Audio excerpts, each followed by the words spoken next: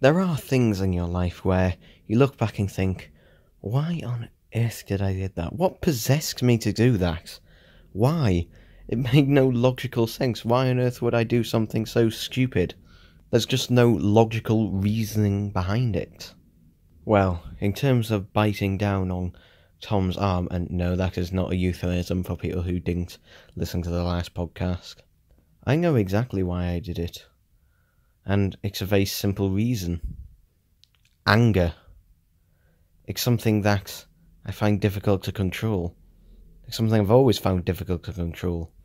And the more I seem to get better at it, when the anger does manage to slip out, it slips out far worse. Like shaking up a bottle of Coke, or Pepsi in my case. The more you shake it, the more the pressure builds. And you try not to let any of it out, but when you do, it all comes shooting all out at once. So you might as well have just left it out in drips and drabs.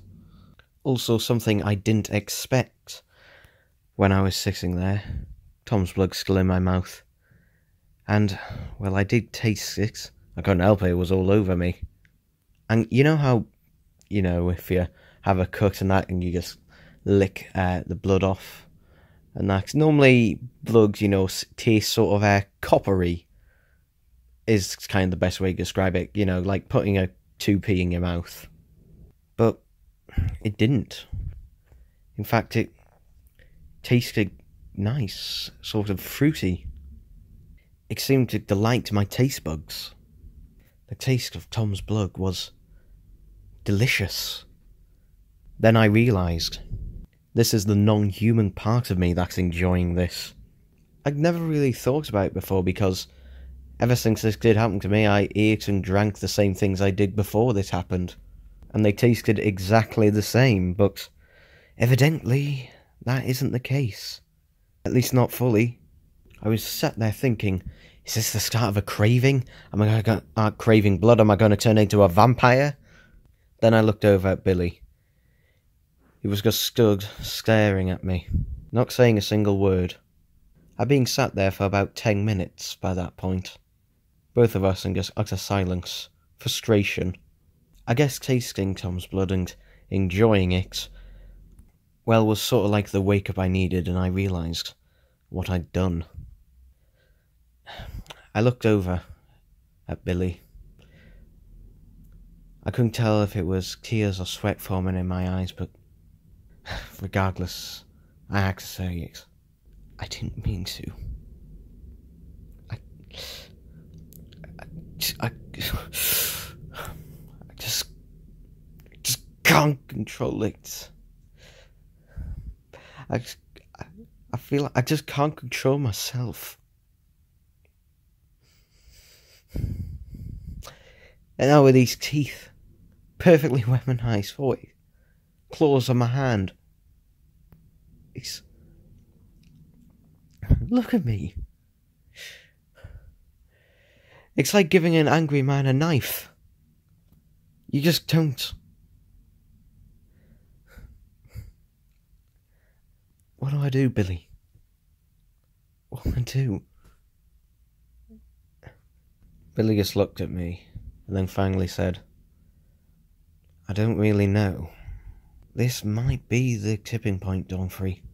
I mean, you've hit Tom in the past in drunken rages, or just in general anger, but biting down on him like that, I mean, I don't know, it's just, I was scared you were going to rip his arm off.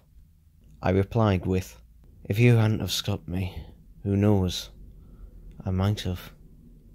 I don't actually know what I'm capable of at the minute. Do you think he'll press charges against me? If he does, I won't blame him. I was surprised that I hadn't been escorted off, locked up, but then again, we just made a deal that we would go back to USP.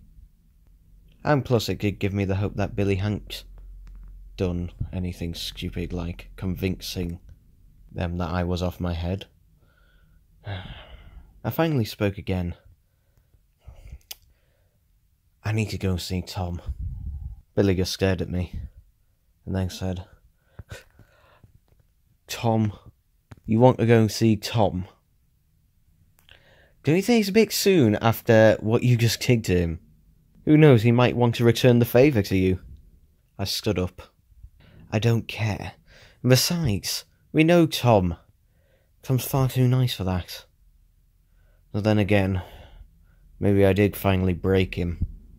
The friendship that me, Tom and Billy had was paper thin at the minute. If it was even paper thin at all. But, using my logical thinking, I thought if I used enough duct tape, maybe I can still hold it together. Still, there was only one way to find out.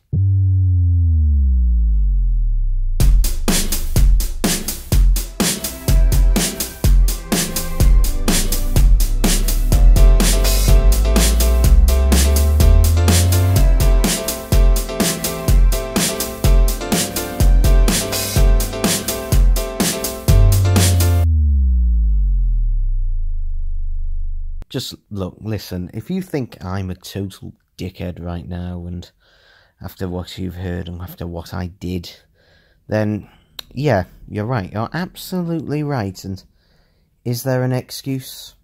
No. My anger management and that, my loss of temper. It's not an excuse. It's a reason. There's a big difference between them. Like, if a jealous partner murdered their partner because they were cheating on them, that's a reason, not an excuse. Okay, bit of an extreme example, I know, but still, you get my point at least. But unlike that example, maybe, just maybe, there was time to make things up. So anyway, I digress. I went into this medical facility where Tom was. He was having his arm patched up, and then they brought out a long metal bangle thing, and then they put it over his arm. It then looked like it was almost fusing with his skin. It took the shape of his arm, and if it wasn't for the silver colour of it, then you wouldn't even be able to tell that there was anything wrong with his arm. How is he? I asked. I got a reply of patient confidentiality. I'll recover, said Tom. Luckily, you missed any veins or any vital nerves, Donfrey. So, put it this way, my recovery won't be quite as long and as painful. I do hope that really makes you feel better. All I could do is reply with, well, yes, it does, actually. The fact that I haven't harmed you too much. Although, I know I shouldn't have harmed you, or I'm sorry. Look, I just don't know what to say. And what do I say? I mean, there's nothing. Forget. I know there's nothing I can say to make up for this, and I don't know if there's anything I can actually do. I think if there's something you want, anything, obviously just ask. I don't know, but look, if you want to press charges against me, I fully understand, and I won't press against it. I'm not pressing charges, Donfrey. I looked at him in slight confusion and relief. Why not, Tom? Look, Donfrey. I know you're broken. We all are. We're just broken people, all of us. Some of us are just a bit more broken than others. I still don't forgive you yet. But I know you're going to try hard to make it up. To make up for, well, everything. And yes, I know I aggravated it. I should have thought about it first and thought about what I should have done. But it did make me think. You're right. We are just a band. You know, what the hell are we doing here? We can't even look after ourselves, never mind others. Tom, I don't deserve this. I don't deserve... You should be pissed at me right now. What's wrong with you? Why aren't you pissed? Donfrey, I'm done being pissed, alright? I think you are as well. It did give me a moment to think, and it did make me realise that maybe our friendship and relationship, maybe it had gone on long enough to the point where, well, we did know each other well enough to know our flaws, how we regretted actions that we did, you know? But when we were doing gigs and stuff, when we were on stage in the moment, we knew, you know, it's the job then, take it seriously and just get on with it. But at the moment, things didn't really feel like a job. Maybe it's because we were doing, you know, just what we wanted. We were imitating artists that we loved, and, well, some we didn't, but we still did it anyway. But, you know, if we fucked up at the end of the day, well, the worst thing that would happen is we get a pay cut and fired. But if we fucked up with this, well, people could get hurt, people could die. It was a lot more responsibility that, well, you just didn't really think about, and now we felt, how could we possibly? It was just something constantly turning in our heads. Something that one side of us said, yes, of course, this is something more, something greater. It's an opportunity, you should take it while you can. And the other part just going, no, you're ill-equipped for this. How could you? You'd fuck it up immediately. Sure, you might have been lucky so far, but that's just simple stuff. Do you really think you'll be able to get out away with this look forever? I've been going at this too long. I need a break from this. Tell you what, let's have a look at some comics, shall we? Yes, that. Well, if it was anything like the last time, I'm sure it won't cheer me up. But hey, it might be entertaining. Let's have a look. Donfrey, what does Alan Carr taste like on the inside? Well, all I could really taste was saliva and tongue, to be honest. It tasted like any other mouth, so that, I guess. Donfrey, will you and James Blunt ever get together? Look, what happened with me and James Blunt? We were never together, we just were utterly pissed out of our minds, and we didn't really know what to do, so yeah. By the way, if you don't know that story, I mentioned the one about waking up drunk and finding James Blunt in my living room, but there was another one where me and James Blunt were found in a hotel room, both naked. Again, with neither of us having really any idea on what had happened the previous night. I mean, who knows? Maybe we brought some girl back and had a three-way, who knows? All I know is you do really stupid shit when you're absolutely hammered.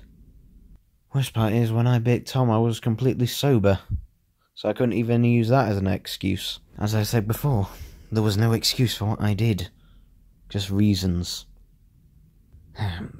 Tell you what, I'll read one more, just one more. Donfrey, how do you cope with life when you feel that life is no longer worth living? Look,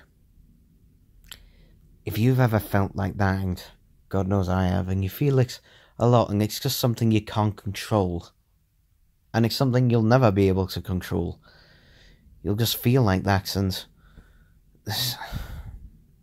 there's nothing really to do about it. You've just got to convince yourself that, no, you're worth something, you're worth living. Keep telling yourself every little lie in the book, saying how great and how amazing you are. And eventually you'll start believing it yourself, that you are so great and you are so amazing. Try to latch on to as many people as you possibly can. Because believe me, if you have as many friends or as big a family as you possibly can, and you're feeling like that, that's the best possible thing. Because then, if you have a big family or lots of friends, then you're not totally worthless. You're not totally useless. Because you mean something to them. And, I don't know, maybe, just maybe, at the end of the day, isn't that enough? But I don't know, you can ignore me if you like. I mean, at the end of the day, it's just my personal advice, my personal experiences. Heck, what works for me might not work for you, but I don't know, you can seek all the professional advice you like, but the thing is, we're all just people at the end of the day, and we all have our own opinions. A general treatment that works on most people might not work on you. You've just got to keep pushing until you find the right one. Oh great, I knew this would make me fucking depressed. So anyway, back to the story. So, pretty much, Tom was then given the all clear. I also let Billy have a private chat with Tom. I have no idea what they talked about, whether I was even mentioned or not. To be honest, after having that conversation with Tom, I felt that Billy was feeling more distant from me than Tom was. I think that Billy was really, discovering himself. He was no longer the guy who was stuck in my shadow. He was his own person. He was evolving, and I mean, obviously now in hindsight, it makes me proud that he was able to, but well, at the time it just felt like I was losing him. Though then again, I couldn't blame him. We then all headed back to our little shuttle ship thing that we'd arrived here on. I asked Tom if he was still able to operate it, or if he needed one of us to guide him or help him. But he insisted that he was still fully capable of operating the ship all by himself. I didn't know whether to feel concerned that he was either pushing himself too hard, or feel relieved that maybe his injuries now weren't as bad as I thought they were. And so, we were off, back to USP station, to start, or rather, restart our jobs. Billy finally spoke to me for the first time in quite a while. He said that we should just keep things professional between us for now. It'd be easier that way, and more efficient of getting the job done, whatever that job may be next. I looked down at the floor disappointed, and then gradually turned my head and gave him a nod. To be honest, out of everything, Billy took it the worst, which surprised me. Tom, although he was still angry with me, he just accepted it, but Billy, I don't know. It's like he was becoming a different person in his state of evolving. I felt that at some point I should talk to him, but now didn't seem the right time.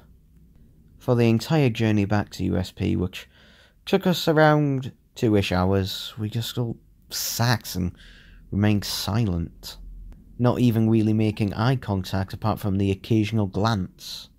We all knew there was nothing to say between us anyway, and the silence was kind of like a blessing. It gave us all time to think.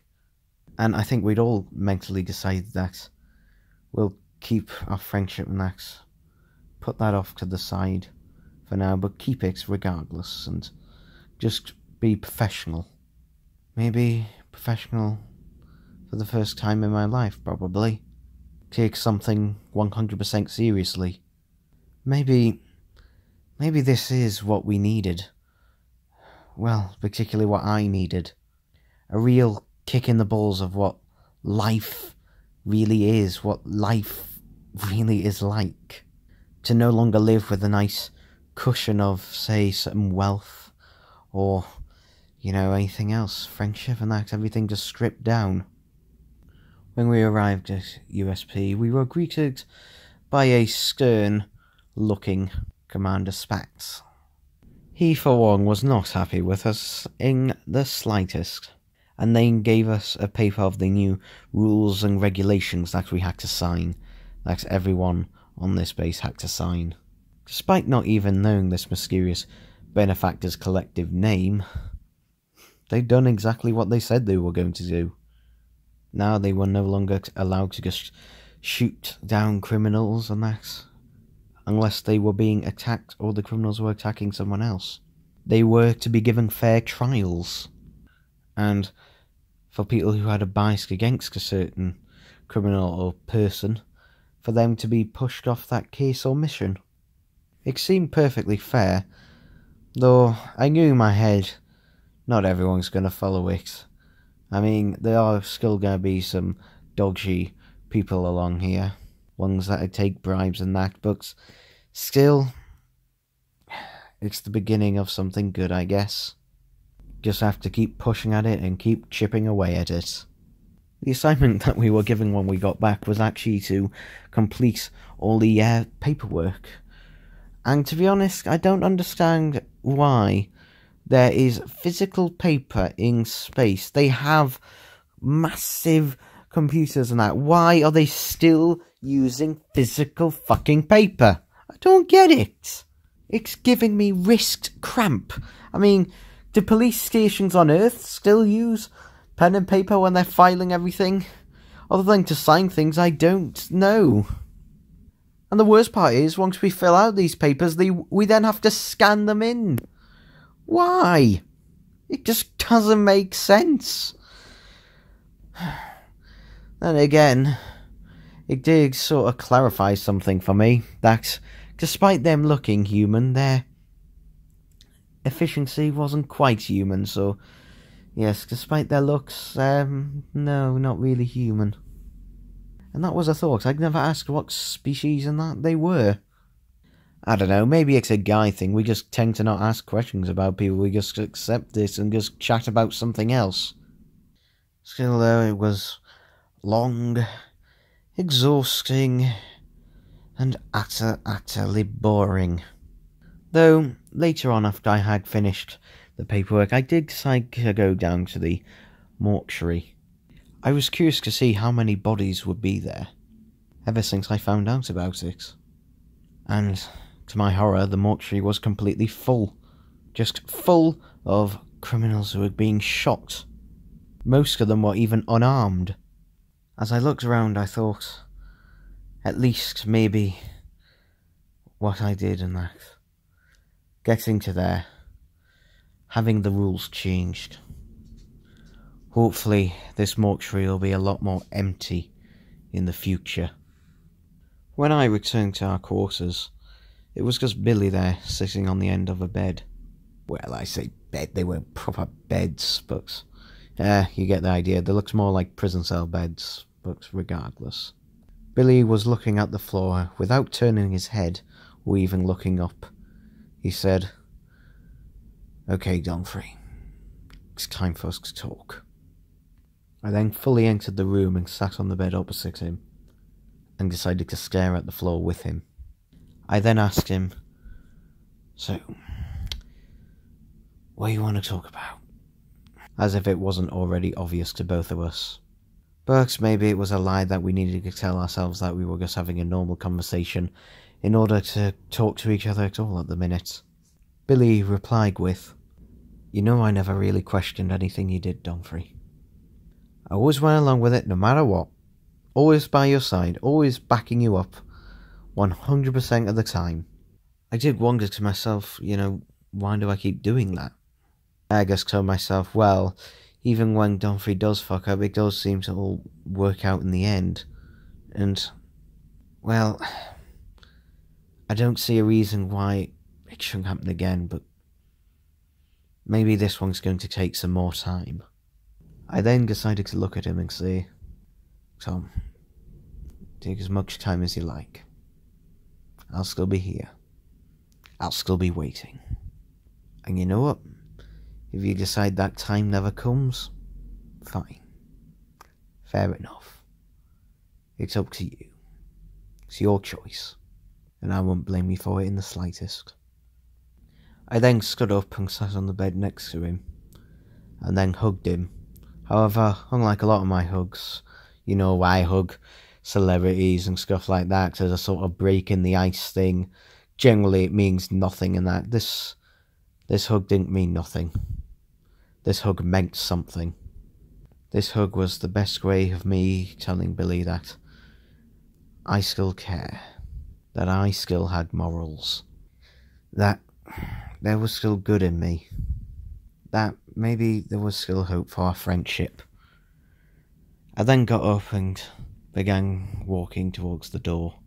Billy then finally turned his head and looked up at me and said, "You're very soft, Donfrey." We both smiled at each other at that remark, and then I left.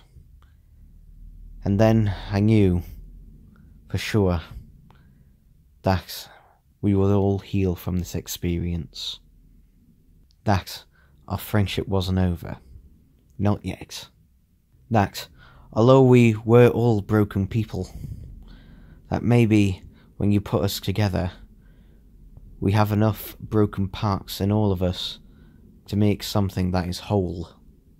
And that's exactly what we needed to do. Put each other back together so that we could be whole again once more.